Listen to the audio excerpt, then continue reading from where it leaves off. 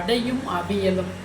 இந்த அடை தோசைங்கிறது இதுக்கு ரேஷியோ இன்னதுதான் இல்லை. ஆனால் புழுங்கல் அரிசியில் அடை செய்யும் போது தான் ரொம்ப அட்டகாசமான சுவையை தரும். அதை நான் போட்டிருக்கிறது இப்போ உங்களுக்கு நான் காமிக்கிறது 1 பங்கு புழுங்கல் அரிசி, 1/4 பங்கு துவரம்பருப்பு, 1/4 பங்கு கடலைப்பருப்பு, அவ்வளவுதான். அதை 4 மணி நேரம் ஊற வைக்கிறோம். கழுவி களைஞ்சிட்டு வரமிளகாய் பெருங்காயம் போட்டு அரைச்சிக்கிறோம். ஒரு 2 மணி நேரம் கண்டிப்பாக ஃபர்மெண்ட் ஆக விடணும். அப்போ தான் நமக்கு செரிமானத்தை கொடுக்கும். உடனடி நீங்கள் அடை தோசை வாத்து சாப்பிட்ருந்தீங்கன்னா இப்படி நீங்கள் சிஸ்டத்தை பண்ணி பாருங்கள். ஒரு 2 அதாவது ஊறுறது 4 மணி நேரம் ஊறி வருது பருப்புகள்.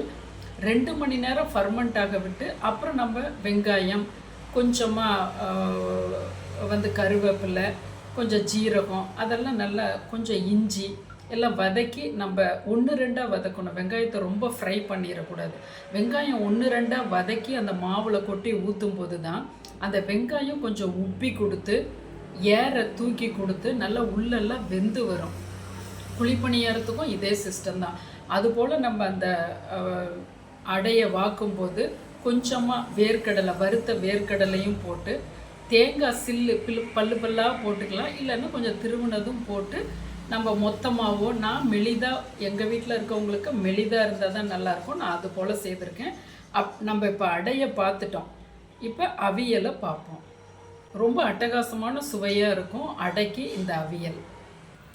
உங்கள்கிட்ட இருக்கிற காய்கறிகளை இந்த அளவுக்கு கொஞ்சம் பெரிய துண்டங்களாக வெட்டிக்கிங்க. நான் இதை உருளைக்கிழங்கு கத்திரிக்காய் இருந்ததால் அது கருப்பு படணும் கொஞ்சம் தண்ணியில் போட்டு வச்சுருந்தேன். இன்னும் கொஞ்சம் தண்ணியை தெளித்து உப்பு போட்டு நல்ல ஒரு 60-70% ஃப்ளேமில் ஒரே விசில் விட்டு எடுத்துக்கலாம். பாருங்கள், குழஞ்சும் போகாது, வேகாமையும் இருக்காது, கரெக்டாக வெந்திருக்கும், உருவம் அழியாமல் இருக்கும். இது நமக்கு அவியலுக்கு முக்கியம். கொலன்னு ஆயிடக்கூடாது. இதுக்கு தேங்காய் இந்த அளவு இருக்குது இல்லையா காயே, அப்போ நல்லா ஒரு பிடிச்ச புடியில் 1 புடி தேங்காய், 2 பச்சை மிளகாய், இந்த இடத்துல காரத்துக்கு தகுந்தது போல் நீங்கள் போட்டுக்கோங்க. ஒரு 1/4 டீஸ்பூன் ஜீரகம், 4-5 சின்ன வெங்காயம். இதை விழுதாக அரைக்க வேண்டாம், கொஞ்சமாக தண்ணி தெளித்து கொஞ்சம் நரன்ன மாதிரி அரைச்சிக்கலாம். இதை ஒரு தனியாக தட்டில் எடுத்து வச்சுக்கலாம். நீங்கள் சாதத்துக்கு வெரைட்டி ரைஸ்க்கெலாம் தொட்டு சாப்பிட்ற இருந்தால் வரன்னு எடுத்துக்கலாம். அடைக்கிங்கும்போது கொஞ்சம் நாம் அதை தளர்த்தியாக கூட எடுத்துக்கலாம் தொட்டு சாப்பிட.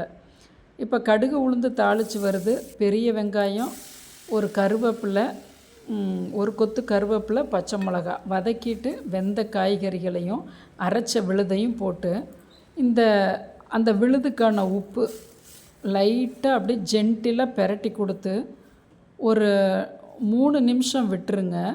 அந்த பச்சை மிளகாயோட பச்சை வாடை, ஜீரகத்தோட பச்சை வாடை போயிடும்.